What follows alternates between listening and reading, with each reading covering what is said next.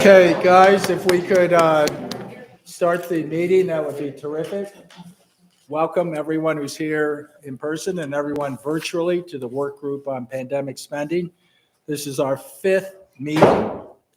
At our last meeting, we received testimony from multiple stakeholder groups, including labor and nonprofits, who spoke to the challenges they continue to face in receiving COVID-19 relief dollars. And I emphasize, we welcome the federal relief. It's just that there was a tremendous amount in a very short period of time. And we need to have lessons learned from that. So what worked and what didn't work.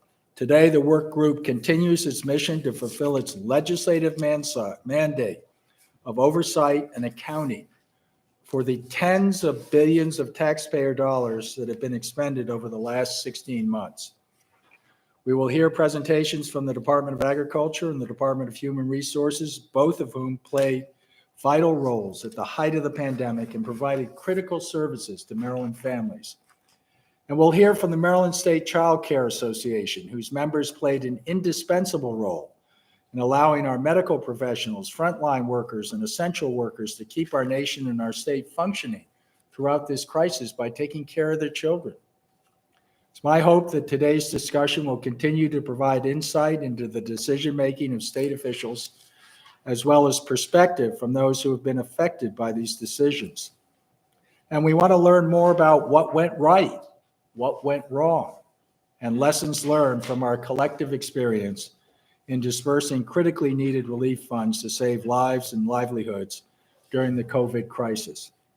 Just like every work group meeting, this meeting is open to the public, both by live stream and in person, so that Marylanders can witness how their own money has been spent.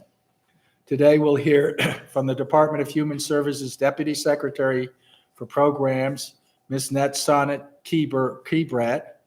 First, following Ms. Kebret, we will receive a presentation from Ms. Julianne Oberg. I believe she goes by Julie, Deputy Secretary for the Department of Agriculture. Finally, we'll receive a dual presentation from Ms. Christina Push, Executive Director for the Maryland State Child Care Association, and Ms. Ruthie Claytor, owner and operator of Granny Annie's Child Care Learning Center. Thank you for that, because these child care providers are just as important as our law enforcement, first responders, military. Someday, I hope to be able to be at BWI and have, when we're boarding the airplane, someone say, could the child care providers who have done so much for our state go first? Anyway, thank you all for attending, particularly the Child Care Learning Center, Granny Annie, Ruthie Claytor. Thank you for being here.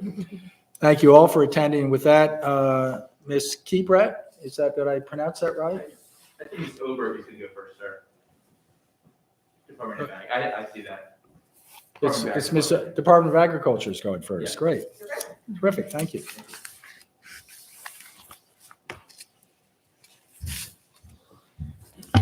Great. Thank you very much. Good afternoon. I'm Julie Oberg, Deputy Secretary for the Maryland Department of Agriculture. I'm happy to be here with you today to talk about Maryland agriculture and our department's activities during the COVID-19 pandemic response. Am I advancing my own slides? Yes. Okay, perfect. Agriculture is our state's top industry with an overall economic impact of $19.6 billion and 83,000 jobs across the state. Maryland's also home to 12,429 farms covering nearly 2 million acres of land with an average farm size of 160 acres. Our top commodities are poultry, grain, nursery greenhouse, dairy, and fruits and vegetables. Geographically, Maryland is often referred to as America in miniature, which is also true of the state's ag industry. The map on the left of this slide shows the concentration of dairy operations, primarily in the western part of our state. And then the map on the right shows the state's poultry operations, which are almost entirely on the eastern shore. What we're here to talk about today, the impact of COVID-19. Like every other part of our lives, Maryland agriculture has felt the impacts of COVID-19 pandemic over the past 21 months. And while no one will come out of this unscathed, I'm happy to say that agriculture has managed to weather the storm a little bit better than many other industries. As an essential industry, our farmers, producers, and watermen have worked tirelessly throughout the pandemic response to ensure minimal disruption to the food supply chain. Likewise, many MDA programs continued their operations to provide regulatory and technical support to the industry. Many producers saw a dramatic shift in demand from wholesale buyers to retail sales, causing many operations to switch up their business models on the fly. And in response to this shift, MDA's marketing program and GIS staff worked with agriculture and seafood businesses across the state to provide an interactive map feature on its Maryland's Best website to connect Marylanders with the nearest farm stands, farmers markets, and producers who were selling food products directly to consumers. The department also established a food supply task force that met weekly via teleconference to provide guidance and ensure that the state was aware of any issues facing different sectors of the food supply chain. With growing concerns of COVID-19 leading to staffing shortages at poultry and egg processing facilities, we worked with our regional counterparts in Delaware and Virginia to secure federal resources for testing centers on the Eastern Shore for poultry workers and their families. This, in conjunction with site inspections from federal health officials, led to a significant decrease in absenteeism among poultry workers. Several MDA programs, including our Food Quality Assurance Program, Marketing, Veterinary Board, and others, worked with the Maryland Department of Health throughout the pandemic to develop safety guidelines for essential agricultural and food production workers. These documents were distributed directly to industry leaders and stakeholders and were also published on our department's website. Many Maryland farmers benefited from various federal relief programs, most notably the USDA's Coronavirus Food Assistance Program, which we called CFAP. Contract poultry growers, our largest commodity group, were not eligible for the first rounds of CFAP, leading to the creation of the Maryland Farmer COVID-19 Relief Program. Governor Hogan announced the program in September of 2020, which provided direct payments of $1,000 per house to contract poultry growers across the state. The program also provided a one-time 15% bonus payment to farmers who had received funding from the CFAP program. The program was funded with money provided by the Federal CARES Act, and a total of nearly $5 million was distributed to more than 1,300 Maryland farmers and producers. It's not on the slide here, but I'll go ahead and share with you. We broke it down into two different programs, as I had mentioned. It's the poultry farmers, and the poultry farmers direct support totaled $2,008,000 and was distributed to 553 of our poultry farmers. The CFAP bonus payment was distributed to 817 of our farmers for a total of $2.876 million. So pretty significant funding to help our farmers continue during the pandemic. Okay. In addition to providing support directly to Maryland farmers, MDA's Maryland Farms and Families Fund provides $100,000 annually for programs that provide matching funds to those involved in federal food assistance programs, including WIC and the Seniors Farmers Market Nutrition Program. In Maryland, 195 farmers participate in these food assistance programs annually, and all of the 105 farmers markets in Maryland have vendors that are authorized to accept WIC and the Seniors Farmers Market Nutrition Program. In 2020, WIC recipients and senior citizens were provided $777,000 to buy fresh produce from Maryland farmers. And during the pandemic, MDA worked to ensure that Maryland produce distributors were aware of opportunities presented by the USDA's Food Box program, which distributed more than $87.1 million worth of food statewide. Unofficially, many farmers and producers and distributors participated in food donation programs to local communities throughout the state. In addition to MDA's support of the industry, the Maryland Agricultural Resource-Based Industry Development Corporation, called Marbidko, played a major role in supporting farmers throughout the pandemic. Marbidko is a quasi-public entity that offers funding to develop food, feed, fiber production, and processing businesses, assist with rural working lands preservation efforts, and to alleviate the shortage of non-traditional capital and credit available to farmers and other resource-based businesses at affordable interest rates. In 2020, Marbidko deferred loan repayments on 34 loans, typically for up to 6 months, without penalty, and that accounts for about 14% of Marbidko's loan portfolio, and also lowered interest rates on core loan programs by 100 basis points. Marbidko also received money from the CARES Act, which allowed them to establish the Pandemic Adjustment Equipment Grant Program and created the Pandemic Adjustment Loan Fund using its own funding.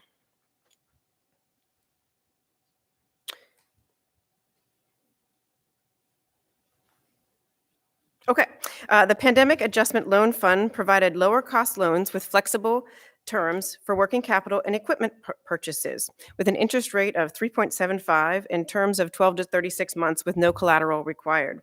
The program provided up to $3,000 in working capital and $10,000 in equipment purchases to help businesses adjust operations during the pandemic. 37 loans were made for a total of $297,000 in projects funded. Using money from the state's CARES funding, the Pandemic Adjustment Equipment Grant Program provided grants to farmers, farms, seafood, and forestry businesses that were impacted by COVID-19. This funding was made available for businesses to purchase equipment or capital assets needed to make adjustments to their business operations during the pandemic, and grants could fund up to 80% of the project's eligible cost. Marbidko issued 92 grants for a total of $1.98 million, and 45 of these grants were for cold storage equipment. Last February, Marbidko was allocated $2 million in Relief Act, which is Recovery Now funding, and those funds have been used to create the following 6 programs. The Maryland Shellfish Aquaculture Relief Grants. They provided grants of up to $2,000 for Maryland Shellfish Aquaculture leaseholders, oyster farmers, that have 1 or more leases with DNR, and they gave 92 grants for a total of $138,500. There's also the Maryland Urban Farmer Relief Grants. They provided grants of up to $500 to urban farmers to help with spring production costs. They were available to farmers in urban areas that had at least $1,000 in annual agricultural product sales. They gave 11 grants for a total of $5,500. The third is local food cold storage relief grants. They provided up to a 25 to 50% matching grant up to $7,500 to farmers and watermen to assist with costs related to the purchase and installation of cold storage equipment. 71 projects were funded at a total of $323,364.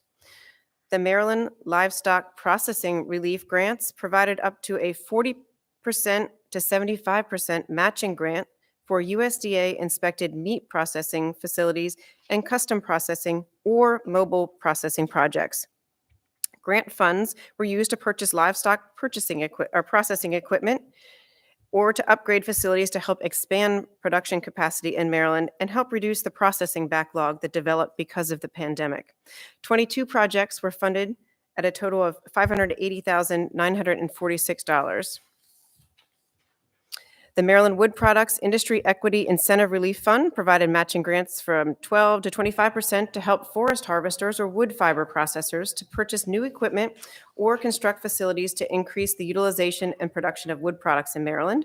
And this program provides much needed assistance to a struggling Maryland forestry industry that's been affected by recent mill closures and the loss of wood fiber markets. They've issued grants for 20 projects funded at $784,690. The last program I'll tell you about is the Maryland Market Money Program. Marbidko provided $167,000 to the Maryland Market Money Program, which matches funding for participants in the Farmers Market Nutrition Program. So that concludes my presentation, but I thank you for the opportunity to tell you about the programs that we did during the pandemic.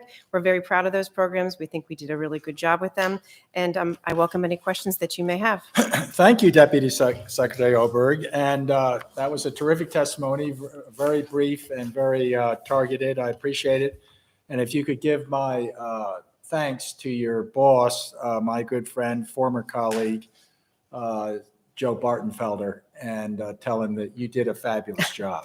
Thank you very much, sir. I appreciate it. And quote me on that. Just a few questions, if I could. Sure. You mentioned right at the end the Maryland Market Money Program, and that funded only one project for $167,000. What project was that? Was it a farmer's market? So it's the Maryland Market Money Program, and that is a grant that is given to the Southern Maryland Agricultural Development Commission. They are the ones now who are running the program. The program used to be done by the Maryland Farmers Market Association, and then that business or that nonprofit folded about, was it two years ago? And so now Marbidko received the money, and they are helping to fund that program. But there's a reason why there was just one project. It's Correct. There's only one entity that's doing this, or is it- Correct. And okay. they provide matching funding for people who participate in the Maryland Farmers Market Nutrition Program. It basically just gets them a bigger bang for their buck. Excellent. So you mentioned at the beginning that there are 12,429 farms in Maryland, and that 1,300 plus farmers and producers, I think in other slides, receive $5 million in direct payments. Is there a discrepancy there between the number of farms and the relatively small percentage that got relief? It's a great question.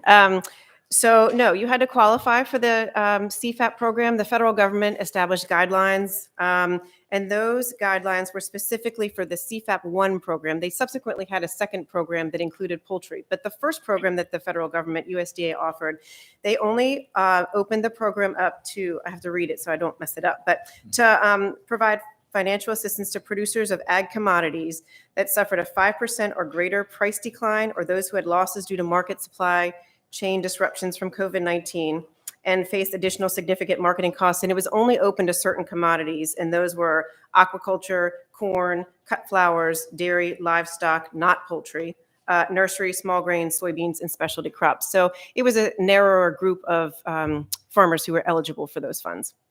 Okay, and I have the same type of question for the CARES Act, which I noted your report basically said there were 92 grants for a total of 1.98 million. Now, I think that was slide 14, but 92 grants out of 12,000 farms. Is that the same situation with eligibility determined by the federal government? Was that for some of the Marbidko funding? I think it was the CARES Act funding supported the Pandemic Adjustment Grant Equipment Grant Program, PAEGF. So this is basically a very similar response. There are only the equipment grant program. You had to have an existing business that you wanted to expand. So I think that is the reason why that's a kind of smaller group that would be applicable for. Steve Mchenry is the executive director of Marbidko, and I would be happy to have him follow up with you for any additional questions on that. But is it your statement that Maryland farms receive funding, I guess, adequate to their needs during the pandemic, or did you receive complaints that they were not eligible? So the eligibility requirements came down from the U.S. Department of Agriculture. I understand, but we're trying to And so we saw that there was a discrepancy and that our farmers were not going to be able to receive relief from the federal government. So Governor Hogan was willing to provide that assistance to our farmers, and we received very positive feedback from the farmers. The fact that they were recognized, that they were remembered, and that they're an essential part of the food supply chain, and that the process that the Department of Agriculture here at the state established for them to be able to apply and receive funding. We received numerous positive comments on that for the speed at which we put up the program and then the speed at which the checks were distributed. Okay. And could you just give us some more information on that? Because was that from just the Department of Agriculture, or was it from other state agencies like Commerce, et cetera? So our CARES Act funding came from the Health Department down to the Department of Agriculture, and we distributed that the funds that were allocated to us. Does that answer your question? Well, I'm interested in any recommendations that Ag has, or Secretary Bartenfelder has, for how we could have improved the both application, because lots of these accounts, we're asking people to fill out forms that, frankly, I as a lawyer wouldn't sign because they're so detailed. We received tremendous feedback all positive about our form. We worked to establish a very easy one-page online form, which is, I think, still up on our website now. If you wanted to see, we asked for very specific information, but our farmers are used to having to provide information for a number of different federal and state programs. So we, knowing our constituency, created a form that we felt would be very easy for them, that they'd be comfortable filling out, and the response was very positive. Well, if so, you're the first agency that's been able to say that. And I have no reason to not agree with you, because I know Secretary Bartenfelder, and I also know Governor Hogan. Both of them are functioning, rational adults Yes. who understood that the recipients, the farming community, needed this money. We were the paymaster, I believe, and we can hear from General Accounting Division as to how quickly all of that money was made available. But, hats off to Ag for a job well done and a good presentation. Let me ask my Deputy Secretary to ask any questions she has. Thanks so much. Deputy Comptroller, excuse me.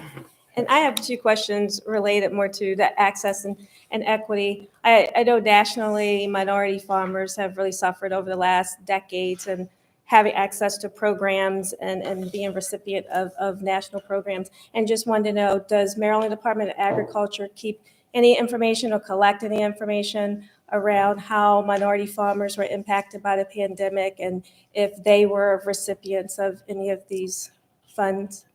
Yes, I do believe that we tracked that information as part of the application process. So if people offered that information to us on the form, then we would be able to provide you with that data. That was one of the questions that we did ask. And also didn't know, are you also collecting information around the number of farms that, farm families that may have been reduced because of the pandemic that became non-operational? I know we received the number of those that are operating, but don't know how that may have been reduced during the pandemic. We haven't heard too much of that information. The U.S. Department of Agriculture, National Agricultural Statistics Service does track farms on an annual basis. They track the size of the farm as they transfer ownership. So that information is available as well. Great, so we would be able to research that, because I'm also wondering how much farmland may have been lost or sold during the pandemic just because people are trying to respond to the economic crisis. Yes, that information is definitely available, and we'd be happy to help you get that information. Thank you so much. Thank you. And we have our division head, Sandy Zink from General Accounting. One of the things that piqued my interest when I was looking at the USDA food box program, only because of a little bit of a personal interest in that on the weekends participate in a pop-up food grocery that serves Anne Arundel County, and many of these USDA food boxes with the produce are in there. And for many of the people that are receiving it, it's the first time they've actually seen like a rutabaga for real or any other fruit that happens to be local. The reason I bring it up is because when I looked online, I realized that the federal agricultural program called the Emergency Food Assistance Program, I think it's called TFAP, looks like it's supposed to end the additional funding to the states in summer of 2022. And I'm curious, because I've seen personally the positive impact it has in our community. Is there any plans in the budget of Department of Agriculture to increase funding? Because it truly, I can tell you, it's been very successful. So the food assistance program is kind of interesting at the state level. You'd think it would come through the Department of Agriculture, but a lot of it goes through the Department of Aging and the Department of Human Services. Do I have that right? Yeah. I can't answer that question, I don't think, for you, but it's something that when the money does come into the state, we definitely work with the farm community to try to make sure that the money does get out there, but it doesn't come directly to our agency. I was just curious because I can tell you the program was amazing. Yes. Absolutely amazing impact it has. That's all I have. Sandy is responsible for processing authorized checks going out. So when legislature and the governor sent us 434,000 relief checks of $500 each, she put them out within 3 business days. That's In amazing. people's pockets. So Sandy, thank you for that. You're welcome. We have the head of compliance, Chris Riley. Go ahead, Chris. Thank you very much, Comptroller, and thank you, Deputy Secretary, for the presentation. I had two quick follow-up questions. Both of my colleagues asked, and Mr. Bernardi asked about minority. And do you have statistics on by jurisdiction, by counties, who got the grants? Do you have that as well? Yes, we do. Okay, and if you could provide that, that would be great at some point in time. Okay. And then a second question related to Mrs. Zink's question. One of the previous presentations we had at another meeting, we had the nonprofit associations had come in and spoken to the group. And so my question related to the food donations to local communities, was there any thought given to hooking up with the nonprofits? Because as they reported to us, they were swamped with, with need, and yet, they were not always able. So was there any thought to that? Yes, I believe there was a lot of partnership with the local nonprofits as well. Okay. They're the boots on the ground. They know where the need is. Yes. Fantastic. Thank you. That's all I had. Mr. Hildebrand. Thank you, Mr. Comptroller. Thank you, Madam Deputy Secretary. I had just a couple questions on the food box program. Do we know how many farms participated, and do we know how many people received from that 87.1 million? Let me just double check. Was that under? I don't have that information in front of me, but I would be happy to get that information to you. Yes, please. Thank you. And then on the Marbidko, I believe the comptroller had asked about why there were so few. I think there were 37 loans totaling 297,000 and change. Do we know how many people applied? So we can see, what the attempt to participate was. For which program from Marbidko was that? That was the Pandemic Adjustment Loan Fund, which had the working capital and 10,000 for equipment, but it only ended up with 37 loans. Yes, and I think that there was additional interest. I think that there was only so much funding for that. Okay, so that was we ran out of funding, not the other. What was the total? Do you have the total amount in the COVID-related funds that you all got? And if you could split that into Maryland versus federal funds? So we only had the biggest program that the Department of Agriculture did was the Farmer COVID Relief Program, and that's the money that came through the health department, federal funding that came through health to the Department of Agriculture, and that was 4.876. It was actually, it was nearly 5 million. So if you want to do the quick math here, the poultry side of it was 2,008,000, and then the CFAP side of it was 2,876,639. We were authorized additional money, more money than that, but that is what was redeemed from what everyone who was eligible and actually applied. Okay, and then the question I ask all the agencies, as you were getting all this money, which creates a very big workload on the staff and the people, were you able to get staff to help do the oversight, and all the other parts that come with these programs? Was it just given to existing staff? How did you handle that? Sure. So again, the biggest program that we did, that really the only federal program that we did at Department of Agriculture, the Marbidko money was passed through money, and Marbidko handled all of that. So I can't answer for them, but they did it successfully. So I would say yes. But for Department of Agriculture, our team was amazing. They did a fantastic job. They took on the additional workload. Our fiscal team was great. Our marketing team really just helped us come up with the program. We worked with the Department of Information Technology, with their contractor, to come up with the online form to make it really easy. And yes, I wouldn't want to do it every day, but our team really stepped up and they got it done. And it actually was during the month of December. So there's all these different people taking leave and everything else. And the dedication of our staff is amazing. Thank you so much. Excellent. And Mr. Schaffel. Thank you, Mr. Comptroller. Thank you for the presentation. I wanted to follow up a little bit on the Comptroller's question about the form. And just as he said, your response is quite different than a lot of what we've heard from other groups. but I'm trying to think about Department of Agriculture. To my knowledge, right, Department of Agriculture at the federal level and the state level, farmers generally receive a fair amount or participate in a lot of federal programs outside of COVID, right? So there Yes. is, I think that's interesting to note when we're comparing and contrasting, that you all probably have a more frequent and intimate relationship with your constituency Mhm. than probably a lot of the other federal programs that were brought up during this. Is that kind of fair? I to would say that's a very accurate description. Yeah, I think that's really interesting and something when we're considering the thoughts going forward. And then the cold storage, this is just my own curiosity. Is that because there were some supply chain disruptions? They need to store more of their product before they could get out the door, kind of keep it fresh until it could. Yes, and slaughtering facilities, and the meat processing facilities, there's always a need for cold storage. Yeah. Yes. Okay, thanks. Thank you very much, Madam Deputy Secretary. I was about to attribute all the success to Secretary Bartenfelder, but that's okay. If it was just the relationship you have, that's. Under his leadership, we Yeah. survived and we thrived. So Anyway, yes. good presentation. Thank you very much. And I guess we're going to move to Deputy Secretary. Thank you very much. Keebrat. Welcome.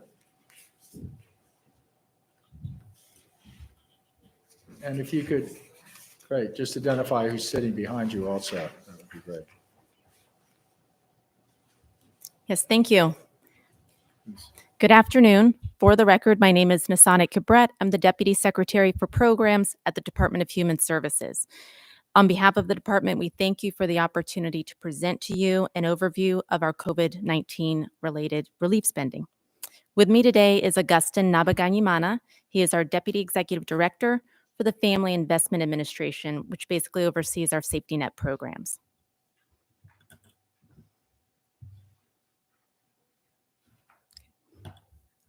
So the Department of Human Services is Maryland's primary social services provider. We serve over 1 million Marylanders per year through our 3 major programs. It's the Social Services Administration, which oversees child foster care and vulnerable adult services. Our Family Investment Administration oversees our social safety net programs, including SNAP and our cash programs, as well as Medicaid eligibility in partnership with MDH, and as well as child support. At the department, the majority of our COVID relief funds were spent to enhance benefits to our customers. COVID relief funds helped families meet basic needs for food, cash, and emergencies, and to support the safety and well-being of children and vulnerable adults. We thought we should note that, like some of the other large state agencies, we also house what's known as the Office of the Inspector General, which provides fraud detection and enforcement services through independent audits, reviews, and investigations. Over the course of the pandemic, we saw a sharp increase in individuals seeking public assistance.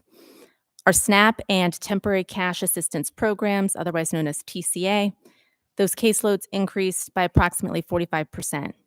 We managed the increase in applications while concurrently implementing new programs, which I'll speak to shortly.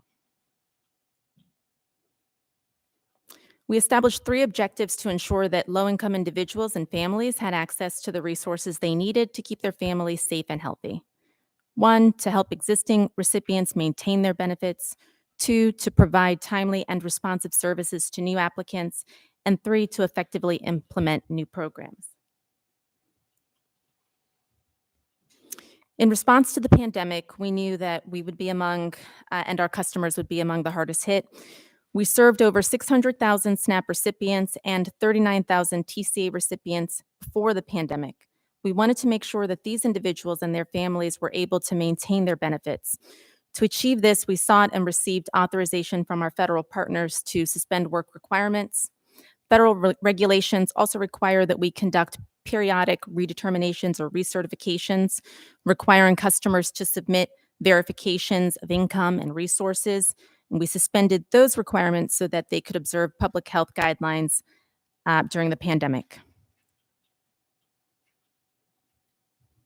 Over 200,000 individuals applied for SNAP and TCA benefits between April and August 2020. This number is about 8 times the typical number of new applications we saw pre-pandemic. We found creative ways to manage the unusual volume of applications. We made changes to our online customer portal, known as MyMDThink, making it easier for customers to submit applications and verifications. We also suspended interview requirements, which allowed us to process the cases more quickly.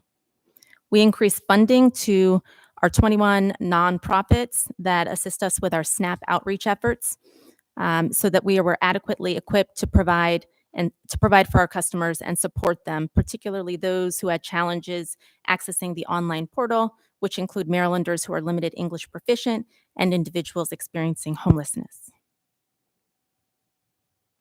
So this is a snapshot of some of the pandemic programs we implemented in addition to our regular programs. PEBT, as you can see, was a significant undertaking, and we implemented it in collaboration with the Maryland State Department of Education. The program was authorized under the Families First Coronavirus Response Act and provided funding to support food for households with children who no longer had access to free or reduced price meals. In December 2020, the program was expanded to include children under 6 receiving SNAP. To make the process more efficient and implement the program expeditiously, we used school enrollment and SNAP administrative records to identify children and send them those benefits on an automated basis. And the core component of our program in Maryland was that no family had to apply to participate in PEBT, which was not the approach that all states took. We've issued over $1 billion in benefits so far under the PEBT program. We also provided a total of $10 million to our food banks and feeding partners to provide emergency food assistance. These organizations had an existing infrastructure to purchase and rapidly move food through their existing food networks. Over 34 million pounds of food has been distributed to families in need as a result of this funding and partnership. We would note that the emergency food distribution during the pandemic was handled largely the same as it would be during other emergencies. And finally, in calendar year 2020, we provided extra cash assistance to TCA and TDAP recipients, or Temporary Disability Assistance Program recipients. Each household received an additional $100 per household member. Looking ahead, we're committed to continuing to support our customers as they navigate this post-pandemic world or new world. We are working with our partners and businesses to help those who are unemployed return to the labor market. We recognize that our customers still face hardships, including employment barriers such as childcare, transportation, and others. We're making efforts to help our customers access other available resources, such as the advanced childcare, child tax credit, and the emergency rental assistance program authorized under the American Rescue Plan Act. Finally, we know that these waivers at some point will expire, many of which are tied to the existence of a national public health emergency. And we're committed to helping our customers smoothly transition once we resume standard program requirements. Thinking about child welfare and family preservation and investments intended to promote youth safety and well-being. From the chart here, you can see that we used federal funding to address practical challenges posed by the pandemic, such as how to quarantine youth who'd been exposed to COVID, maintaining connections with biological family and workers, and ensuring educational opportunities were maintained. We also provided supplemental payments to our residential providers and independent living programs to address the costs associated with caring for youth July through December 2020. And so those costs included funding to support food, water, and gas services, as well as cable and internet. During our weekly virtual meetings with the provider community, these were their top requests. Another major highlight within the child welfare program was the decision to place a moratorium on youth aging out of care during this emergency. This decision was made to ensure that youth who would otherwise exit care continue to have access to housing, medical care, and adequate food. The moratorium was voluntary, and youth had the choice to remain in care or to exit. Youth who recently exited care were also permitted to re-enter care. And finally, in terms of the provider rates, DHS's portion was expended during FY 2021 and is expected to be expended in FY 2022. During the pandemic emergency, the department met, like I said, weekly with the provider community to ensure that we were in alignment. And with that, happy to answer any questions you may have.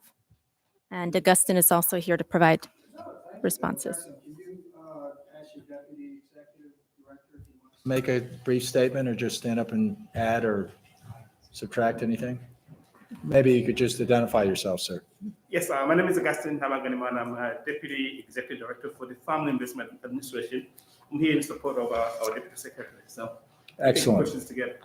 Well, I'm very pleased with the Department of Human Services personally. As a resident of the state, we've seen agency after agency have great difficulty in figuring out how to direct the relief dollars over the last 16 to 18 months. And I just want to applaud the Department of Human Services and I guess your entire team, Madam Deputy Secretary, for the work during the pandemic. Thank you. Obviously, things have been very challenging and there's been a big increase, et cetera, et cetera. But the reason I like you and the reason you stand out right now is because it seems you made a conscious decision to get the money to the people who needed it. And that's to your credit.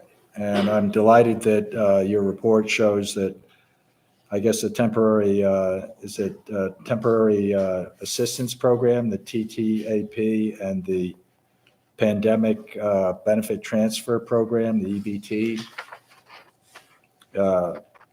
I guess what you're testifying today is that you suspended things like work requirements and many of the renewal procedures. And that is something that we should take as a lesson learned and a best practice because it works. Not sure if you want to make a comment, but how was that decision made? Was that with you and your secretary, or was that something the team came up with, or how did that happen? Well, first, let me thank you for that acknowledgement. Under the leadership of our secretary, we have been able to really move mountains, and with the support of our 24 local departments of social services, whose teams have really showed quite a bit of courage, compassion, and lent their expertise to this work in ways that oftentimes impacted their abilities to support their own families. They've gone above and beyond the call of duty, and so just want to acknowledge our 6,000 plus workforce out there every day working to make this happen. And so to answer your question regarding the election to pursue federal waivers, that was a decision that our secretary made, yes, at the direction, of course, the governor's office. Did not reference it, but we secured essentially emergency allotments, or essentially the maximum benefit for a household size. We've been providing since April 2020 and already provided an additional $1.1 billion in emergency allotments over the course of the past, since April 2020. In addition to that, the PEBT program that you referenced, there was a lot of flexibility provided to states in terms of how they wanted to do this. And some of the larger states required applicants to essentially opt in. And what we said was that that wasn't going to work. You would need to essentially elect to destroy your card. If you're not interested in the program, don't need the PEBT card, you can toss it. But we were going to send it out to every eligible family. And so that made a world of difference. We were concerned about initially the impact that would have on families that may not be interested in PEBT, but the utilization is already at 75% for those PEBT benefits. So I think that proved to be the right decision. And we always erred on the side of ensuring that we were listening to what our local departments were telling us, listening to what our nonprofit, not-for-profit partners were telling us. And what they were saying was that we needed to exercise every available waiver out there. And so that was really our North Star. Excellent. Now, one area where the funding hasn't moved as quickly as it should is rental assistance.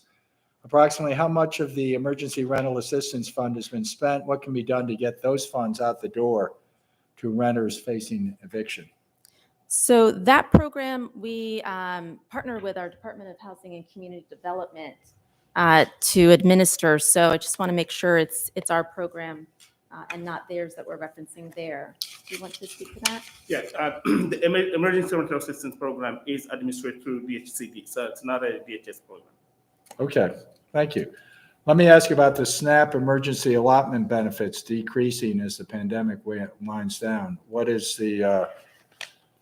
this mean for the recipients, obviously, who are still adversely affected? Yeah, to give an example, the minimum benefit for a household of one under federal guidelines and SNAP benefits are funded by our federal partners, with the exception of a minimum benefit that we administer for Marylanders 62 plus. So the overwhelming majority of these funds are federal dollars. And the guidelines by which you secure the waivers are very prescriptive. There's not a lot of wiggle room there. With emergency allotment, we anticipate receiving guidance from the USDA this Friday, December 10th, regarding any extension of the program. And so we are at their mercy in terms of funding, because like I said, that was a $1 billion program. In terms of the temporary cash assistance benefit, that $100 per household member, we are going to be implementing, while the full $100 benefit will expire, and that was funded through state dollars December 31st, we are going to be implementing a step-down program, which will provide $80 per household member in January, $60 in February, $40 in March, and then $20 in April. So there's a 4-month transitional benefit that we're providing for our TCA customers. Do you anticipate any boost from federal funding in this area? I want to say your guess is as good as mine, to be frank with you, given the winds of Congress as of late. But we'll know more. I think our biggest concern is around that emergency allotment funding from the USDA, which could expire December 31st. And we're tracking that very closely, and, appreciate your support, all the support we can get in advancing that cause. Okay, well, let me just ask my colleagues if they have a question, they can quickly. These are two relatively good news stories from the agencies we've heard from. And we're about to address the third issue, which is a fiasco. Not you. Okay. The people coming after, not Okay. people talking. I'm talking about the state and federal response. So if anyone has a question, please ask. Director Riley. I did, Controller. Thank you. Not to take away from your success in any way. Congratulations on that. But would you attribute that to the fact that you had federal guidelines, if you will, in place, and the fact that this is a community that you were already dealing with? Was that a great assistance to you in making sure that this got done as efficiently as it did? I will tell you that, so Maryland is a state administered system, right? We have the benefit of having county staff within each of your local departments of social services, essentially reporting to the central office.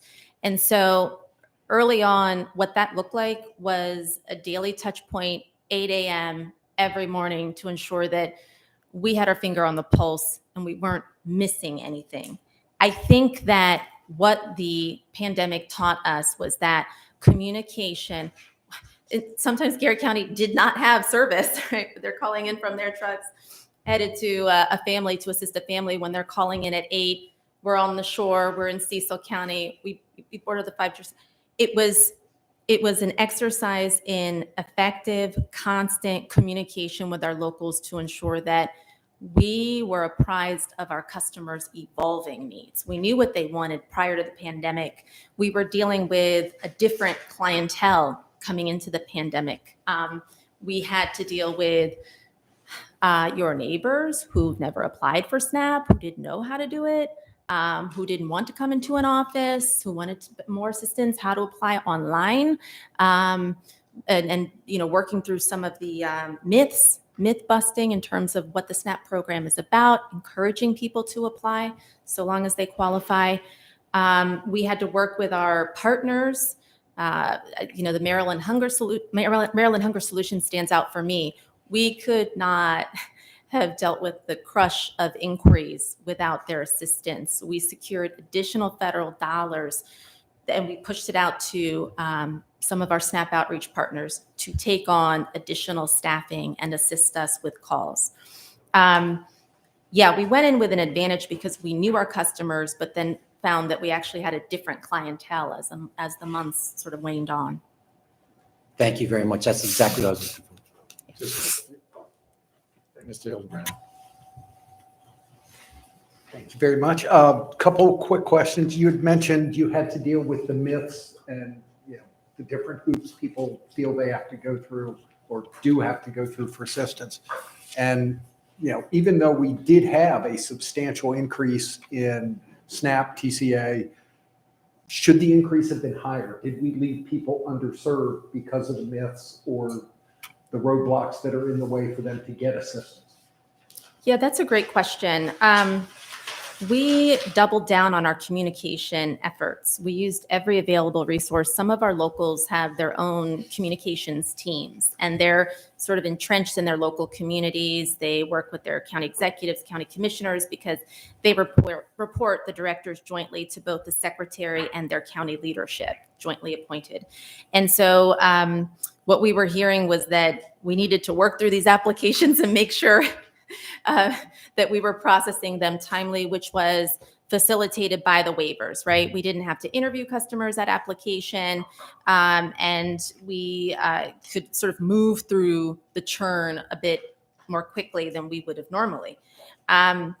We tried our best. I will say that it was very much boots on the ground. The Department of Ag said that earlier in terms of our outreach efforts. And I think perhaps maybe as an output and as we confer with our federal partners, we can take a look at what that increased caseload looked like compared to other states and sort of assess whether or not there was room for growth. We also used the media to get the word out there. And I would be remiss if I didn't mention that we're still very much actively accepting applications for those who are eligible, and encourage those of you who may know of someone who qualifies to apply for our benefits, their entitlements. And Madam Deputy, I just wanted to thank you for your leadership. We know what it's like to have to manage through a pandemic and be able to provide outreach for necessary services to help Marylanders. And again, thank you. And had one question just regarding whether you had any concerns around fraud or abuse because of having to provide relief from requirements, and if so, how did the agency address that? Thank you for that. So we, and congratulations. We took our cues from our federal partners, and what they did was they allowed for us to waive. Every state is required to have a quality control unit, a QC unit, and it's funded primarily by our federal partners. Not only did we waive the interview requirements, we suspended redeterminations and work requirements, we also hit pause on QC for a few months so that they could roll up their sleeves and work applications. And so we have conferred with our federal partners to ensure that this was all, permissible, to the extent that we're one of the 3 agencies with our own Office of the Inspector General. If you suspect someone has committed public assistance fraud, call our hotline. You can also file a complaint online. All that's needed anonymously is the alleged perpetrator as well as the allegation. And so those lines of communication remain open. We did not see a spike in complaints or allegations of fraud, waste, and abuse, but I can certainly follow up with our OIG. Thank you. Very quickly. Thank you. I just want to pile on with the kudos. 45% increase in SNAP and TCI. I used to work grocery retail, so I'm, witness firsthand how impactful that program can be, even in non-pandemic times, right? But I think, what I keep hearing you say is how you were able, 45% increase with existing resources. Obviously, nobody was staffed up for the pandemic. Many others have struggled. You've stayed out of the news. No news is good news. Clearly, you made some management moves, as you just said, shifting focus and resources to that caseload, and you must have done that swiftly. And that's just fantastic. It's just nice, very nice to see and hear. I had a question that's not related necessarily to these programs, and I wonder if it was a gap from the federal government's perspective. Mm-hmm. You're responsible for the child support payment enforcement. I'm going to guess with the number of jobless out there that child support has fallen rather significantly, or perhaps enforcement has been harder. Is that perhaps a gap in maybe the overall outreach? We work very closely with our partners at the Department of Health and Human Services, which oversees child support nationally. We report essentially the Office of Child Support Enforcement, OCSE. We actually saw an uptick because of the influx of COVID relief dollars in collections initially. That we administer the 4D program, Child Support 4D program, to benefit the children who are entitled to these child support benefits. So we sort of stay out of it in terms of, because it can be very contentious supporting custodial parents versus non-custodial parents. We support the children. And so to the extent that that additional funding supported children early on when it was much needed, we were pleased with those outcomes. It did pose a challenge in terms of compliance in a few areas that our federal partners have indicated they will provide us with some flexibility on. That's important because our performance is tied to our funding. And so there was an outcry nationally around maintaining compliance standards in this environment when labs were closed and we couldn't, our paternity establishment numbers suffered. And so they have, as of late, the new commissioner was named, and additional flexibilities we can anticipate coming down the pike. We did not receive additional funding in the area of child support, which is why it wasn't referenced here. Thank you. Thank you. Well, thank you. We've now had 2 examples of government success. We're about to hear the unfortunate outlier of a story of government failure. And thank you very much, Madam Deputy Secretary and your Deputy Executive Director. Please take our compliments back to your leadership and tell them they did exactly the right thing in downplaying the always great fear about any kind of fraud. Obviously, we want to prevent all fraud. But in an emergency like this, we need to waive things and we need to make things possible because there's so much need. And both you and previous agencies seem to have understood that lesson, and congratulations. And now if I could get Ms. Push and Ms. Clador to come up and make a presentation, we'll see kind of the opposite of what we've just heard.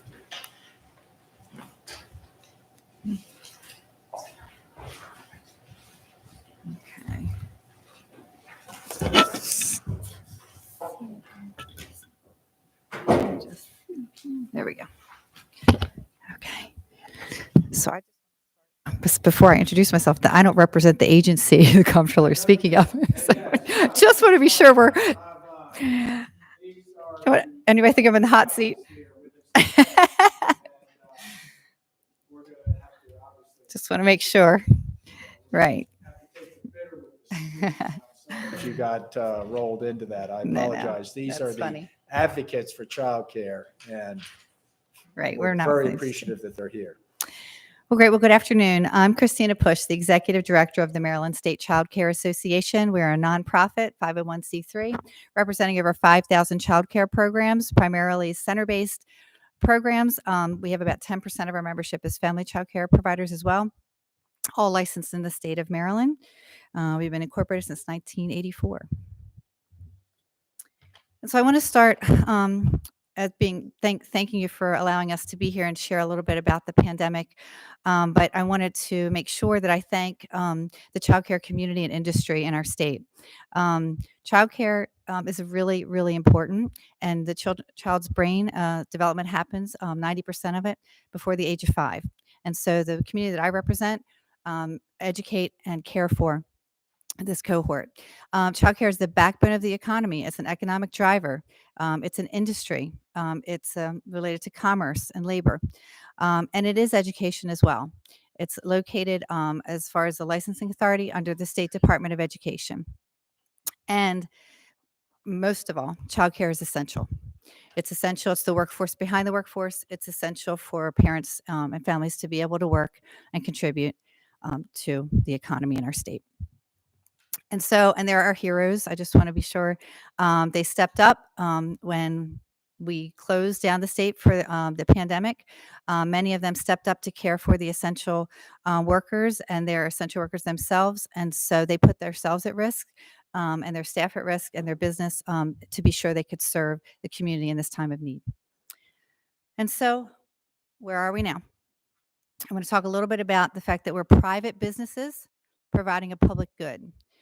Since the COVID pandemic, we've realized that they've reinforced the essential role of childcare and early learning for children and working families and the economy. And the emergency federal relief funds have provided critical support for stabilizing childcare programs and preventing more widespread permanent program closures, but they do not address the systemic challenges that have plagued our childcare market, parents and providers alike, for decades. As such, they are just the beginning of what is needed to recover and rebuild.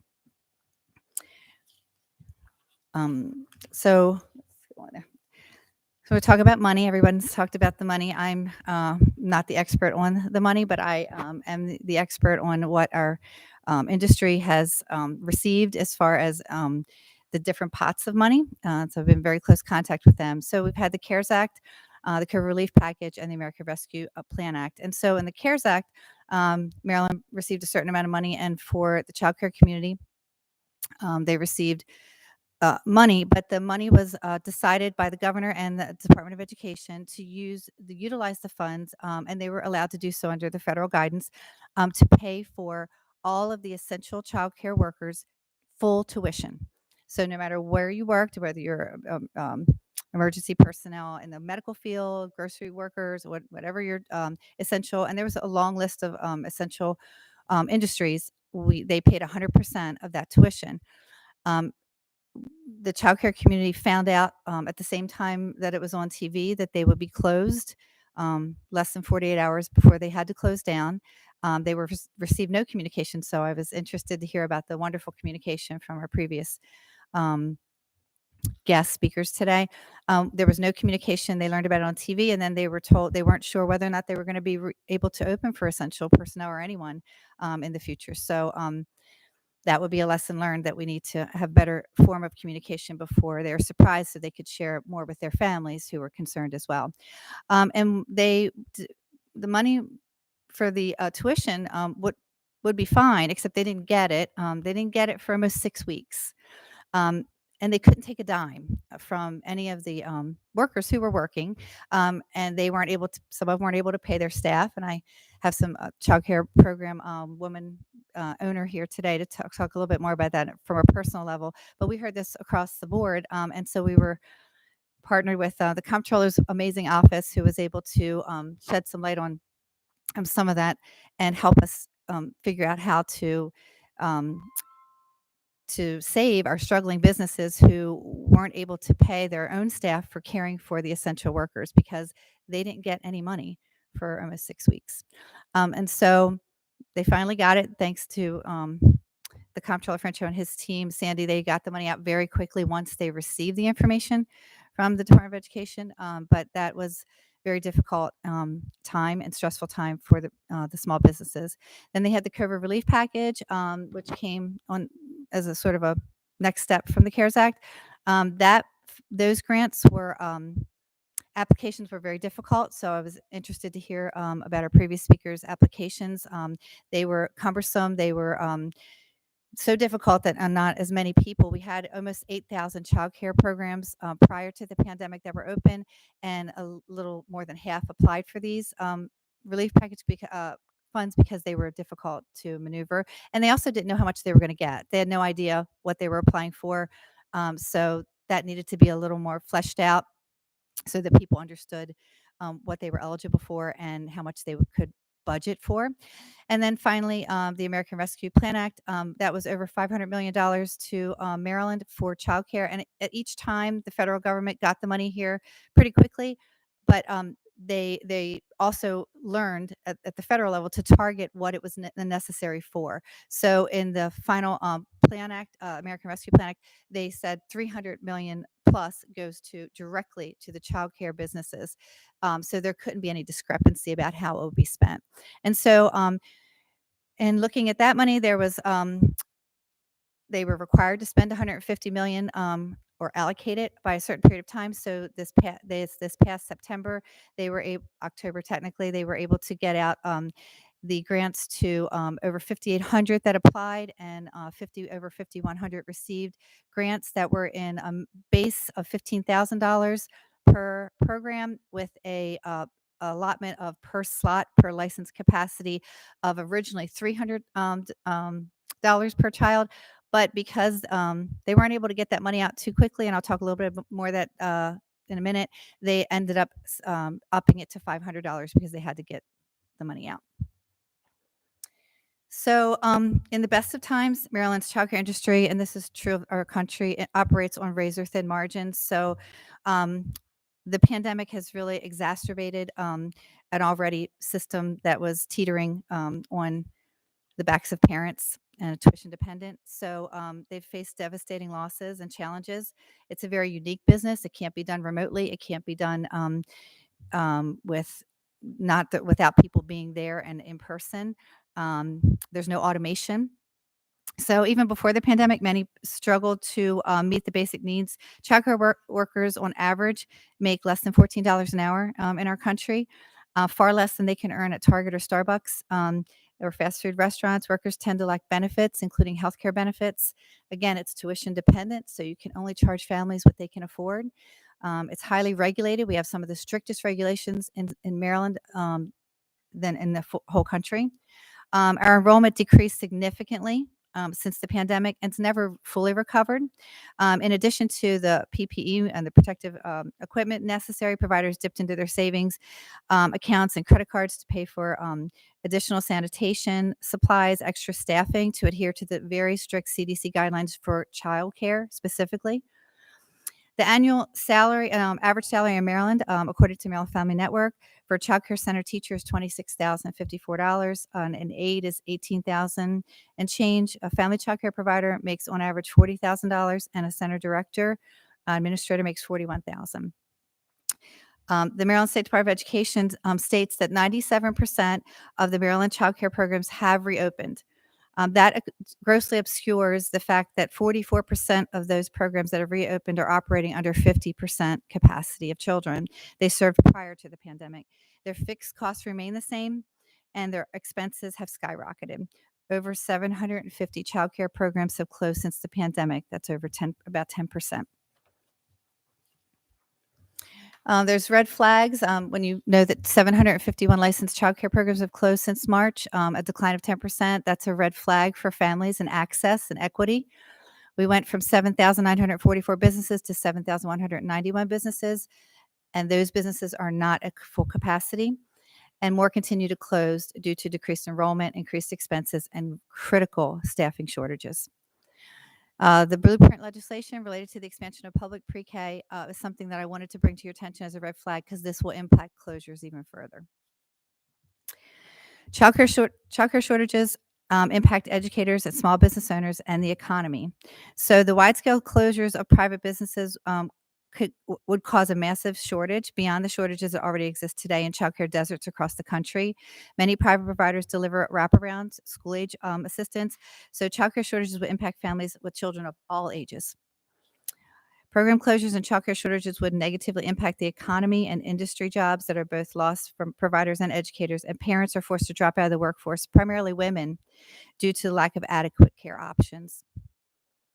And the crisis has the child care crisis has exacerbated racial disparities and access. According to the Center for American Progress, the lack of childcare negatively impacted and affected communities of color before the pandemic, and parents of color were more likely than their non-Hispanic or white counterparts to experience childcare-related disruptions that could impact their families' finances. Policymakers fail to act, and these disparities will only widen. And so the federal government has provided the states with pandemic relief, and they have recognized the devastating impact and challenges of the vulnerable childcare industry as tuition-based businesses, as I explained, primarily owned and operated by women. Federal funds for stabilization and rescue efforts for many childcare industries have been life-saving. The PPP loans and the grants have been the only thing that have kept them open. The majority of childcare expenses are fixed, and they cannot operate any part of their business remotely, as I said, or automate. So and childcare is a top 3 household expense for families. So raising tuition is a last resort, and it's untenable for many providers. So just so that you know, childcare in Maryland, and this is according to Maryland Family Network's 2021 Public Policy Manual, the average for center-based childcare is over $304 for 0 to 2, 221, and then 166 for school age. And family childcare is a little bit less. And they have family childcare is the capacity is 8 children in a family childcare program. Center-based childcare is there's no capacity, just based on your license. So, for example, the family childcare community, there's about almost 6,000 of them, and they care for somewhere between 40 and 45,000 children. Center-based childcare, there's about 2,300 childcare licensed childcare centers, and they care for close to 180,000 children. And so, what priorities do we need to address? Priorities would be the workforce shortages, and the barriers would be compensation and benefits, and then of course regulations. But the urgency of the childcare grants, we're really struck by the lack of urgency from the State Department of Education, as we have worked with our congressman as well. At the Comptroller's office, we are not sure why there were people that applied for the grant, and they I guess for the CARES Act, I guess you can understand there's a learning curve, but when we got to the American Rescue Plan, and you had they approved, the 5,200 or close to 5,200 programs, they had an FAQ when they applied that they knew that they were supposed to get those funds by September 30th. Those funds didn't come out the 30th, and as organization, we meet with them regularly at the State Department of Education and ask how it's going, and they were stating that the holdup was at DBM, Department of Budget Management. So we wrote letters to Secretary Brinkley asking if they could expedite the approval for childcare. So they were able to do that, and then when we asked now that that's a hurdle that's over, we should be able to get these funds out before September 30th, and they said that the temporary staff that they'd hired to upload by hand all of the 5,100 grantees information, their contracts had expired, so they weren't allowed to hire because there was a hiring freeze. So we contacted Attorney General Frosch to see if there was anything that they could do, and he contacted them and said, it's an emergency, you can hire. So I mean, these are things that seem to a layperson that could be simplified and that they should know. So they ended up hiring them, but then the funds still came out late. So if you're trying to budget and you're trying to pay staff and you're trying to stay open, you need to know when that money's coming, because it is rescue and it is stabilization funds. That's what it's supposed to be for. The childcare scholarships and subsidy, there's also issues with getting that money out, but those are we've had a decrease in that, and that's something that could be looked at as a priority to address to help working families, and then address the expansion of public pre-K and the unintended consequences of losing our 3s and 4s. So I just wanted to share a little bit about a workforce survey that we did. We polled just our members, and so most of these are the business owners that answer some of these surveys, but they are definitely experiencing workforce shortages. 78%, almost 80% are having shortages. They are experiencing difficulty in finding qualified staff. Maryland has qualifications in COMAR that you have to meet for staff, so that's been very difficult. We don't have a vaccine for 0 to 5, and so people with underlying conditions or people older than 60 aren't flocking to stay with us or work with us, as they are concerned about their own health as well. Workforce survey that this is in your PowerPoint, so I won't go through all of it, but compensation, obviously, benefits, and then qualified workforce are all really important to figuring out how to continue to sustain this industry. And then our survey continues about staff vacancies, and again, I'm not going to go through all of that, but I do want to talk a little bit about what we do need. We need critical resources for better supports for parental needs. Parents should be paying about 7% of their income. They're paying over 30% of their income for childcare, and we need to bolster and expand childcare businesses and to be able to sustain themselves in this market, and to be able to improve wages and benefits for childcare workers.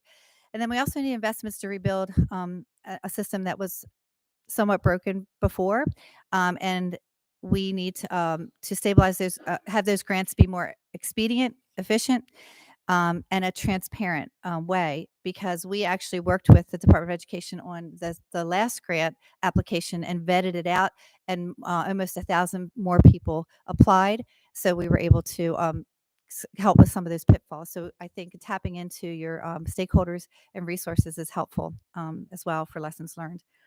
And then cost analysis. I'm sharing my colleague behind me. This is Granny Annie's Child Care Center. And this gives you a little bit of information on usually comptrollers' offices like graphs. So this is just showing you from a period of time of their losses. This is an Anne Arundel County small for-profit business.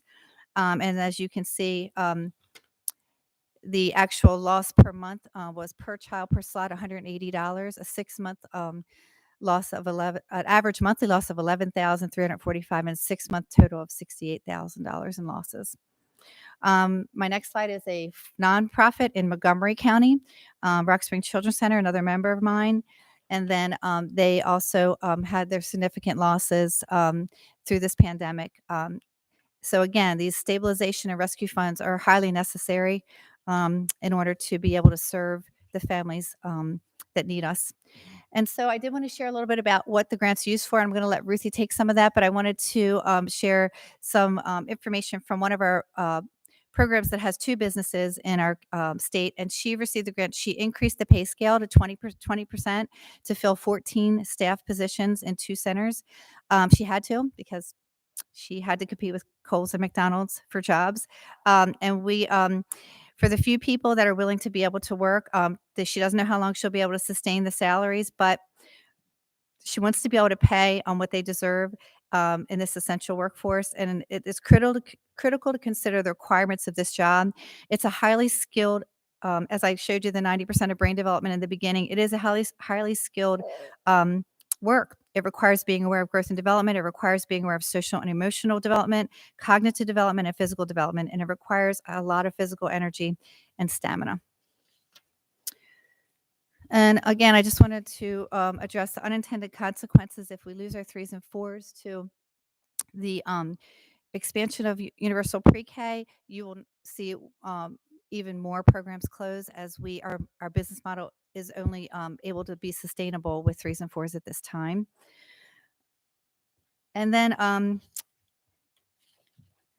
our asks and our we'd like to see the state leaders, legislators, and Board of Education understand the scope of the childcare crisis. That has been building for years, and it's been greatly exacerbated by the pandemic. We want to ensure the legislative efforts align in policy and regulation in a timely manner, and ensure that childcare is respected and recognized as an essential industry and not an afterthought within MSD public schools. We are not public schools, and that we are treated, we can't wait for our money like public schools, and that's sort of how this is rolled out, that we are just, you can wait, and that's not how this works.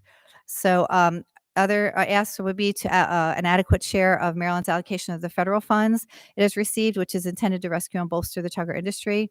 There are more funds on the horizon. As I said, they've spent $150 million of the $300 million earmarked for childcare directly for businesses.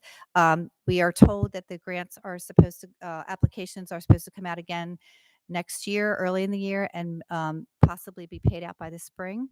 And there's an additional $194 million that our states received that will be used for childcare initiatives related to the pandemic. And they've done some roundtables on that. We haven't seen the results of how that'll be used yet, but we are hoping to see that soon.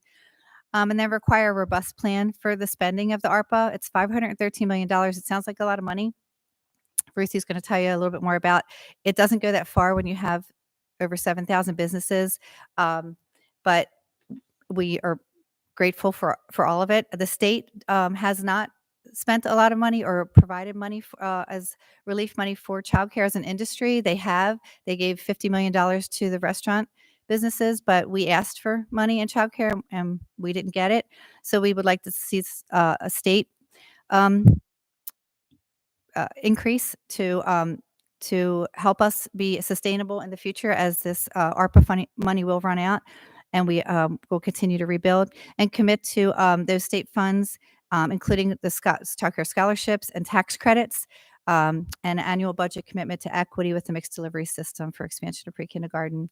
I'm going to let Ruthie talk now, but there is, with the Build Back Better plan that you're all probably familiar with, there's some issues that we're excited about and some other parts that we are concerned about. So I did add that to my PowerPoint, and I want to say thank you for your attention and wishing you all happy holidays. I'm going to let Ruthie talk, and then we can take your questions.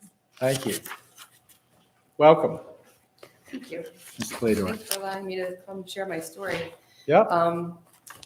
First of all, I just want to apologize for my appearance. Everybody's so nicely dressed. I was in a classroom this morning and driving my school bus, and I went to change my clothes, and my 13-year-old said, "Mom, why? You're making a statement. Yeah. Maryland runs on childcare. Yep. Without us, half your workforce couldn't work. So please remember that." Absolutely. So a little bit about me. My business is Granny Annie's Childcare. We are in Anne Arundel County in Pasadena. We bought the business in 2003, so we are 18 and a half years old. Never thought I'd get to this point, but it's been wonderful. It's been a struggle, but we are sustained. And if we can survive the pandemic, I imagine I'll be around for a long time. We're licensed for 63 children, ages infants through school age, so up to 5th grade. I employ between 13 and 15 people, depending on what my staffing needs are. Right now, I have 13, including myself, on staff. 2020 was going to be my year. We were full with a waiting list in every age group. We were actually serving about 72 children with our part-timers. When the pandemic hit, we actually made the decision to close for 2 weeks because we weren't sure what was happening.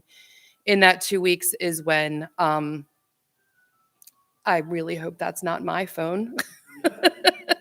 I think it is. Can you grab my phone? It's in the bag. I'm really sorry. I thought it was on silent. Anyway, so the pandemic hit. We closed for 2 weeks. In that 2 weeks is actually when the state said all childcare is closing. You may reopen under this Essential Personnel Child Care Act or a program. We applied, we were approved. We reopened on March 30th with 14 children. So we went from 72 kids we could serve to 14. And the reason for that was the space restrictions, the social distancing, the arrangement of my building. I have one classroom that you walk through to get to all the other classrooms. So I couldn't use that classroom to house kids in because there would be cross-contamination. So we reopened with 14 children. My monthly income went from $42,000 a month to around 16.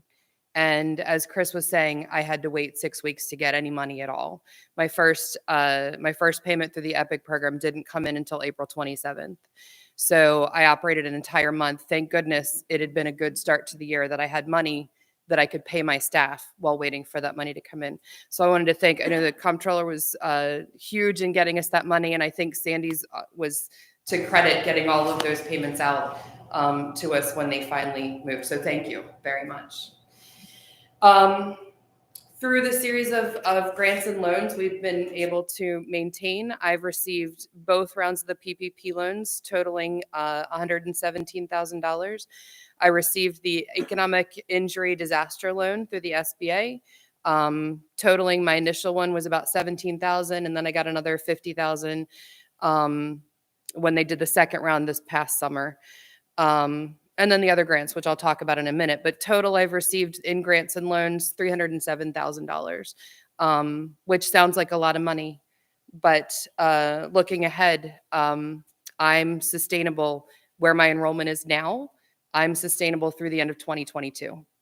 If my enrollment doesn't increase, if income doesn't increase, that money's going to run out. So the money that I received from Maryland, we did get a $10,000 COVID relief grant back in September of 2020. The CARES Act, which I actually think I have those reversed. I think it was the first grant we applied for was CARES or COVID relief. Anyway, the one we applied for. Yeah, it was a very confusing application.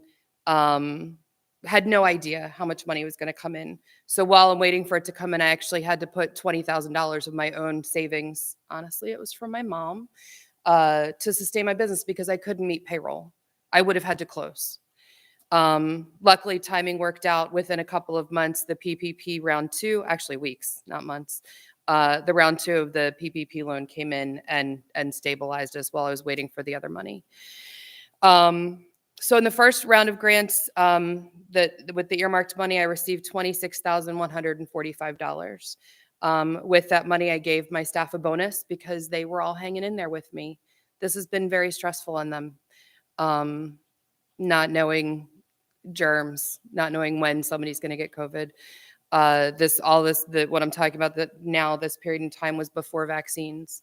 So I wanted to take care of my staff because I didn't want them to leave. I didn't want them to go work for Amazon down the street. Where I am, there's a lot of industry. There's Amazon. They just opened a Philip distribution center. Under Armour is literally 2 miles from where I am. So big industry that's paying more money to attract their employees. And then the second round of the grants we got, as Chris had just been talking about, we were supposed to get September 30th. We chat amongst ourselves.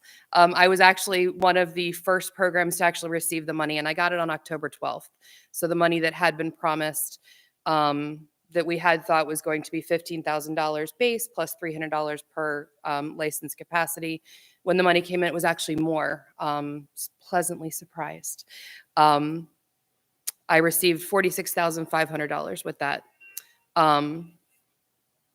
That money also, I gave another bonus to my staff through that. And then I've set that mine again. I'm sorry. That's probably my staff, actually. It's probably my teachers. Anyway, so that money is still sitting in my account, actually. I've managed through the other loans and the other grants, I've managed to set that aside. And I'm very grateful because here's the other place it's going. In the past 3 weeks, I've actually had this for the first time in this whole pandemic. We've had cases of COVID in my center. We've managed to keep it at arm's length. And the past 3 weeks, I've had 3 cases, 1 teacher and 2 children. And 3 of my classrooms had to quarantine for 2 weeks. So with this grant money, we were able to allow our parents to not pay tuition. The parents that had to quarantine, we were able to waive their tuition for those 2 weeks. It cost me over $10,000 to do that. So I'm very grateful that we had that grant money in the account. I'm very glad that we didn't have to spend it on something else yet. But moving forward, just to give you a snapshot of where we are now, currently I have 41 children enrolled out of my 63 slots. I'm down to 12 employees. I had 14 at the beginning of the pandemic. My monthly income right now is about $30,000. My monthly payroll is about $23,000, and my other expenses add up to about $13,000 a month. So I'm operating at a loss of over $6,000 a month. So that's where else the grant money is going, is to sustain. Childcare is not like other businesses. We can't just, we're not a restaurant where we can offer, family meals for takeout and make more money. We can't manufacture something and sell more to get more income. Our income is, we have thresholds. I'm only allowed to have a certain number of kids based on our square footage, based on what we're licensed for, based on the number of teachers I have. Right now, I do have a classroom that's only at half capacity because I can't find a teacher that's qualified to fill that classroom to capacity. I only have 1 teacher in the classroom. I can only have 10 kids. So there's 10 slots I can't fill right now. And if I did, I got to pay somebody to, it's a razor thin margins. It's a balance. So moving forward, I am looking forward to that other grant money that's going to come in the spring. That's going to help stabilize us and carry us even further. The other question that people often have is, why aren't we back at full enrollment? And here's just my take on that. And I think it is kind of an industry-wide thing. Where I'm lacking in children is the 3s and 4s. My school agers, we have a good number of them, especially since the kids are now back in school full time. The infants through 2s, we are full with a waiting list. Those 3s and 4s, I think the families that had children when the pandemic hit, they made another plan because they couldn't have childcare, because I lost out on over 60 families, over 60 kids couldn't come back. So those families made a plan and they made it work. So they're continuing to make it work. So they're not going to come back. So I am hopeful for the future. These, as parents are having babies now and they're more younger kids are getting the vaccine, that will pick up. But we do need to stabilize childcare until we get to that point where we're back to normal. So thank you very much. And let me just thank Ms. Push and Ms. Claytor for your excellent testimony. I know it takes a lot of bravery to stand up and speak truth to power, and I'm just glad that your testimony was made today. It's going to be part of the record, and it's going to be corrected. We're going to fix this problem. I just want to thank your association, Ms. Push, and your members for the vitally important role that you've played during the pandemic.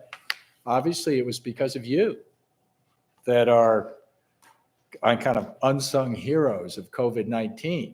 That's who you represent as a sector, because you led our emergency and other frontline workers, all of our doctors and nurses and first responders and government workers and other essential workers get back to their jobs. And like you, I've been frustrated by the disbursement of the pandemic relief payments to you. When I say this, I mean it. In 35 years in elected office, this is the worst example of government failure. Not you guys, because you're the victims. This is the worst example of government failure I've ever seen. And yeah, and she agrees with me. Yeah.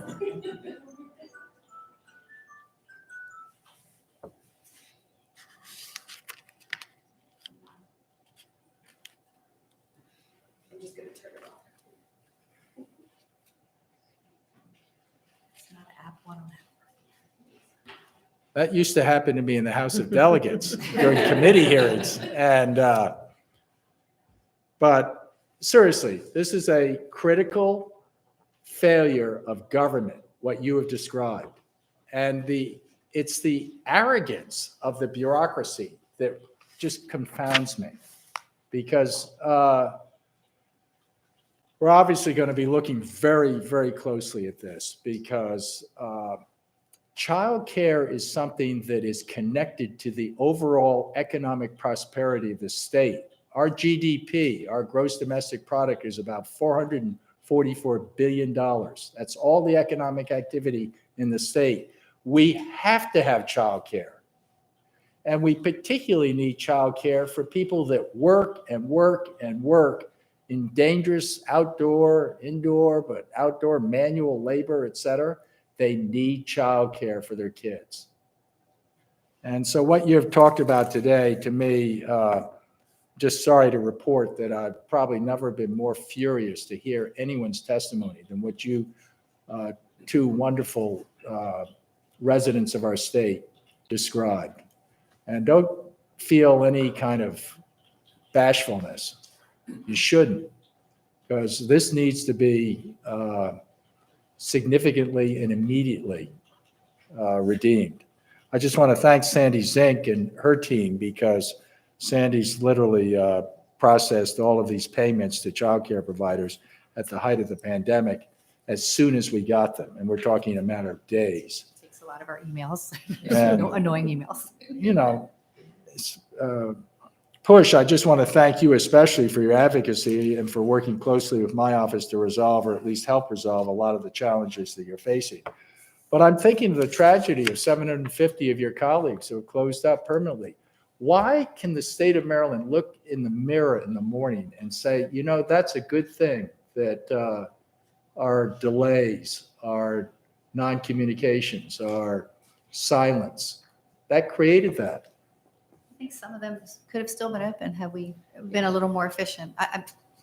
Yeah, I've just anecdotally, I've heard stories of my colleagues that have if only the money could come in sooner. Or when the second grant the information was released, they were like, I closed my program 2 weeks ago. Yeah, no, MSDE, which should get in a car and go out with a big checkbook and write checks to these wonderful places that have, even if they're closed, and try to redeem some of the damage that's been done. And if they need help, they should get that help. There's money, you have a surplus, you have money. I mean, there's money, so get the staff that you need in place. Anyway, I'm personally furious, so I'm just going to skip my questions because I'm going to save them for the bureaucracy, which is responsible for this, and the bureaucracy that put the impediments in place, and the bureaucracy that hides behind all sorts of, phony arguments about why they couldn't do the right thing and get this money into the hands of people like your members who desperately needed it. So I guess you have answered most of the questions, but if you could just comment on I got a little confused with the dates and the years as far as the payments that you were promised. If you could just kind of briefly describe. Yeah, I actually, I didn't get it done in time because I was teaching in the classroom. I actually do have a printout with all of the money that I received, if you want me to bring that to you. Okay, that's And if terrific. anybody else wants that, it wasn't in the PowerPoint. Oh, good, thank you. Yeah, it's all.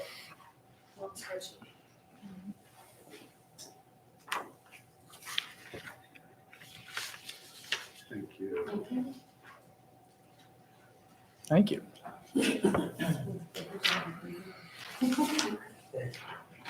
Thanks so much.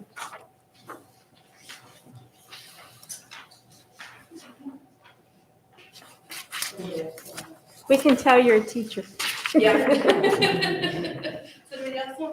But I I didn't don't, tell you to take one and pass it though. yeah, honestly, and as push of others, if you guys could just, I don't think the people of the state of Maryland understand how critical it is that our childcare system be up, functioning, well funded as far as the state and local resources, and treated as if they are the essential item to state prosperity that you are. So thank you for being here. I'm just very grateful to your advocacy.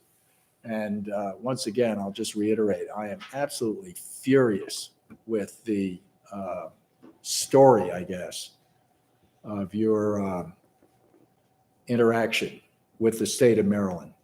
And it should not, I apologize on behalf of the state because it never should have happened. And unfortunately, it's continuing, so we're going to have to figure out how to get that remedied. And thank you for being here. Sandy, if you want to make a comment about your staff's work and what you did as far as the payments once they arrived. And thank you, sorry. I'm forgetting to push the button. It's nice to put a face and a name together, and it's really nice to have a personal connection, although I certainly talked to many of you throughout the pandemic. So I feel like I lived this with you. I almost feel like I could be up there in spirit with you guys. It's interesting as I listened to the story and I lived the story with you, I recognize in so many of the places that we could have done better as a state. And, all I can say is, we did everything we could to try and expedite it once we had it. And I couldn't be any prouder of our team for what they've done. I mean, I can tell you it was around the clock we were available. So, you know what, I'm just grateful that we've learned some lessons. I think the second one went a little bit better. I mean, I would have to say, at least from my perspective, I thought it went a little bit better. And we'll be ready for the next round. One of the things that as I listen to you talk about is obviously the declining enrollment, but also the staffing shortage. And I think that is certainly something that it's not just the childcare industry, it's across the board, right? We're looking at staffing shortages. But I guess one of my questions would be to ask you is what, as a state, we can't undo the grant distribution fiasco, right? It's done. We're sorry. And no question.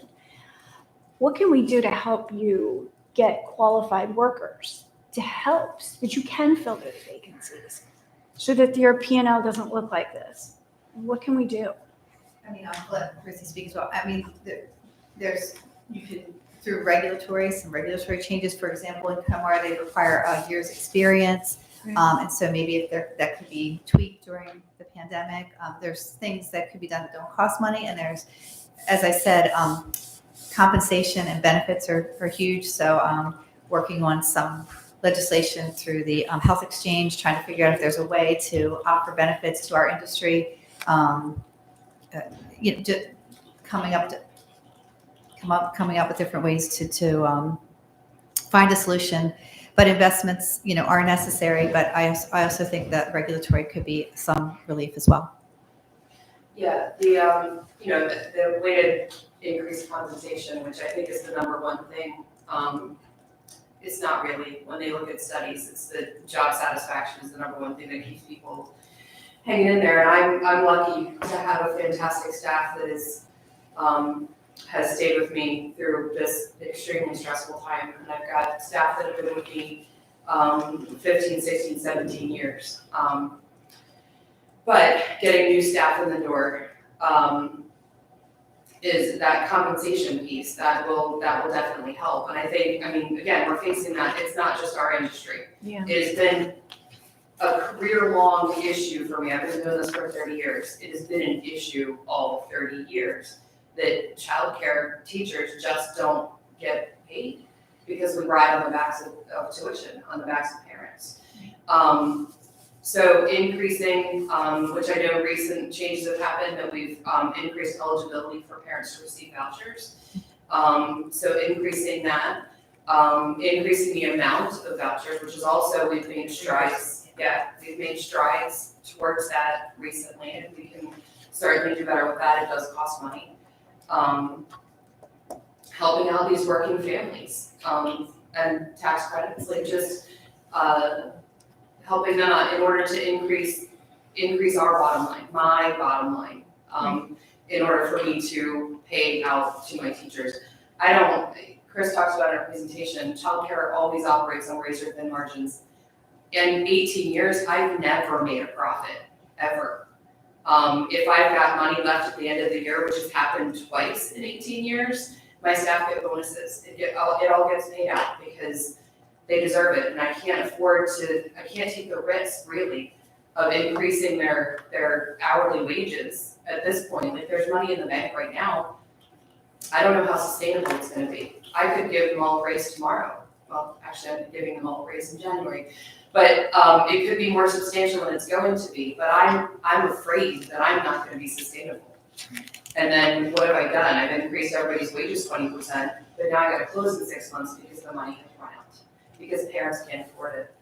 And then you get to a point, you were talking about the GDP and the economy and everything. We get to a point where if childcare costs too much, people leave the workforce. And then what does that do to the bottom line of the state and the country? You're losing income tax revenue.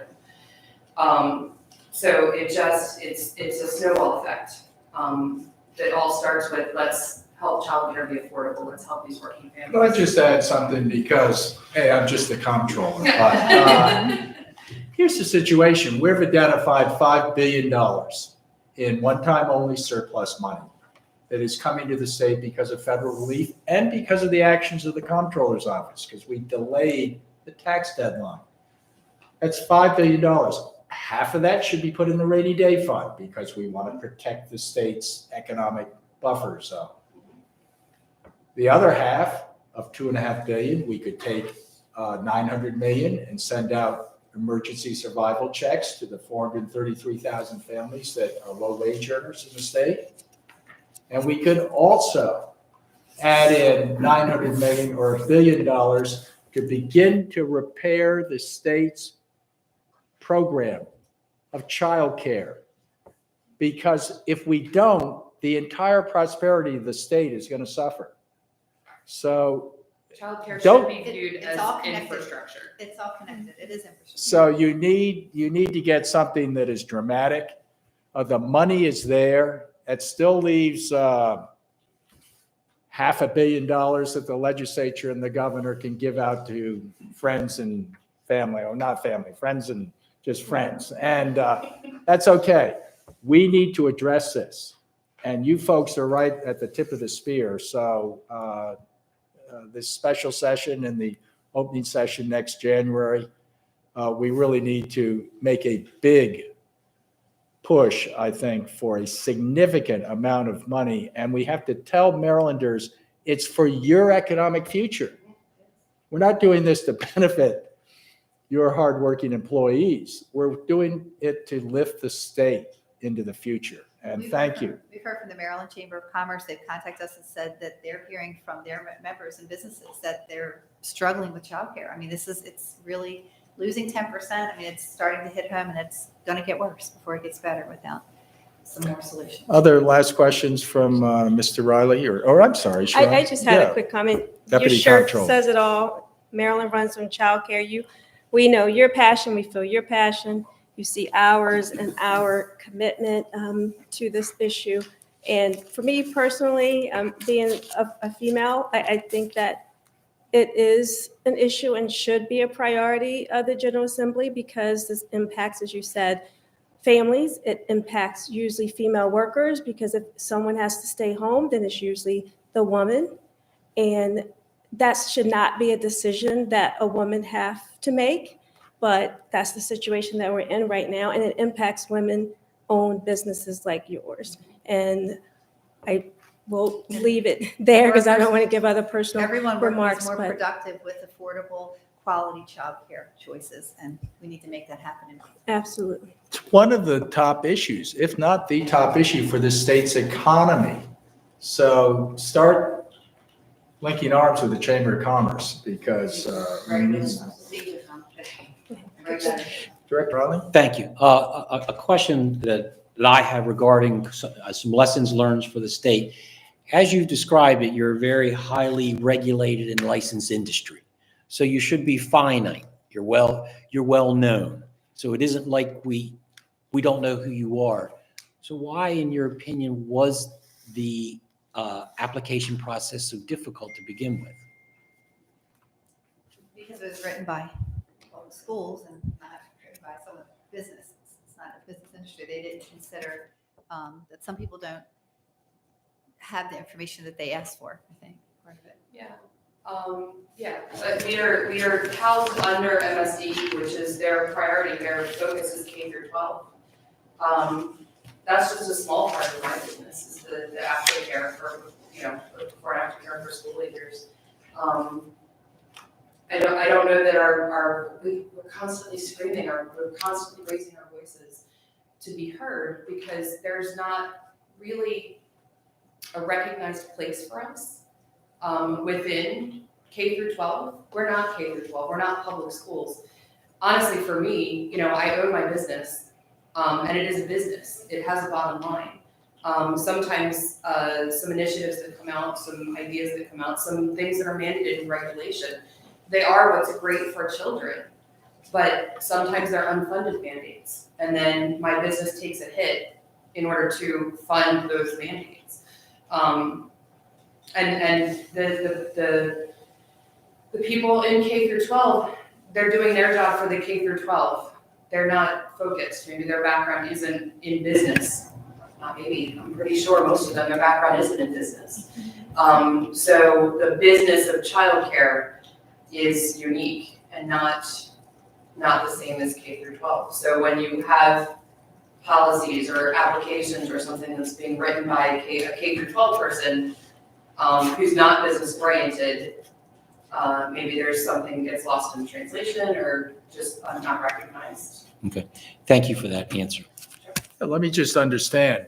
Most of your 7,000 members or the childcare facilities hire Marylanders to work. Yeah, pretty much all I mean, do you know? Okay. People don't travel very far for childcare, so I'd be willing to bet Depends on maybe 99.9% are Marylanders. Yeah. So what is that? Okay. Do we have statistics on that? Like, Yeah. what does it translate to? No, that's okay. You guys, you can tell us later. I'm just getting, Tens of thousands of people. yes, thank you. Mr. Hildebrand. Thank you, Mr. Comptroller. Thank you both for being here so much. Two quick questions. we did see that you were able to get through and get some of the grants in the fund. Something I've heard and wanted to see if it was true was that a lot of the other providers were either having to pay people a portion of the grant money to get through this process and be able to get loans and grants to stay open. That was, we also heard that in previous testimony. Is that something that was occurring? Because that's really taking money right off the top that was So you're meant being to help you. You're in Hey, the hole. grant writer. Yes. Yeah. Oh, for the pre-K Yeah. expansion they did. Yeah, Some I people don't had to know pay. that happened with this one. I haven't anecdotally haven't heard anybody talk about it. They might have, but I know the pre-K expansion grant, which is part of universal pre-K, people do hire grant writers for that. But this grant had to go through like either the Women's Small Business Center, trying to get help with some of the information like they may not have had. Right. Right. So the grants through Maryland, they were like a Google form to fill out. But I know like I did the PPP loan and the EIDL loan that I got. The EIDL loan, I actually did reach out to the SBA Women's Support Center for advice on before filling out that.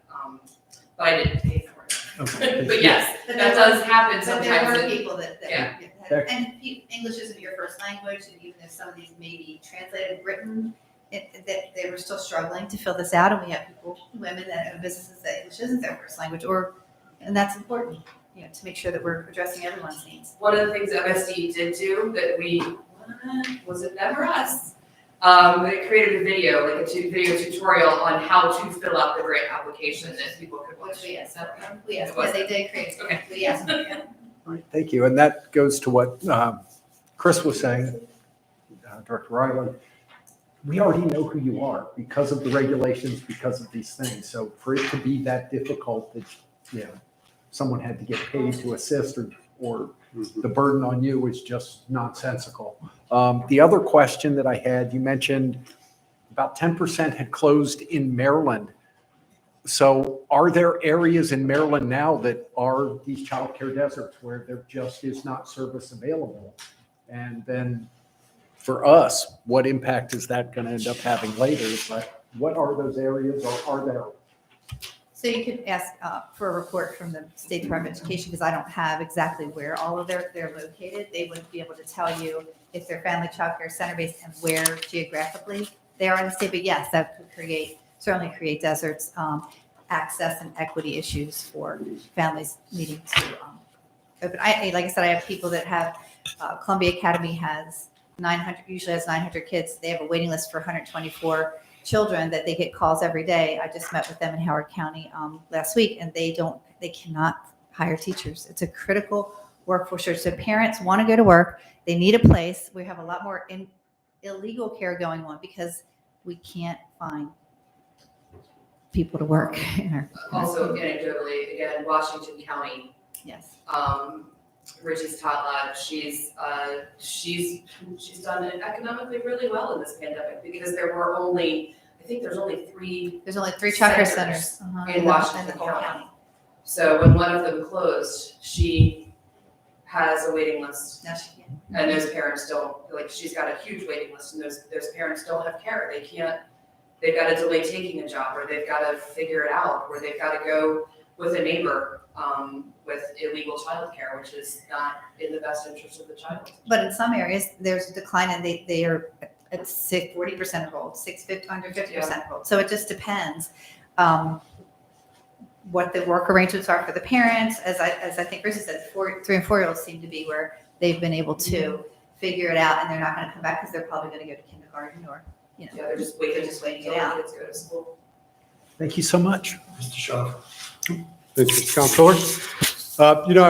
I think your presentation was really thorough. I think you've really outlined the problems, and if there's a silver lining in all of this, it's that I think the whole nation's kind of aware of some of these problems now, and there's been a lot of policy interest in there, and I think you've got some very strong advocates in your group and the Comptroller, and it's unfortunate you've had to go through what you've gone through. I absolutely realize how important this industry is, but if there is a silver lining, it's been revealed some of these difficulties, and hopefully something will happen. And It's a I'll leave my huge comments national there. Yeah. Conversation and concern. On that happy note, thank you for Thank you. It's going to make a big difference. Okay, so we'll see you guys ready for the next workshop. Thank you. John Campbell, thank you. Justin, Alan, thank you. Thea, thank you for everything. Thank you.